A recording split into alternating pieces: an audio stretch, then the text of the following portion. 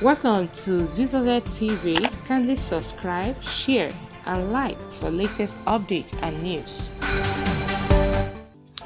Hey guys, yes, I've got to say concerning this viral video that is going around in a gathering where we have the All Progressive Congress presidential candidate, that's Bola Ahmed Tinubu.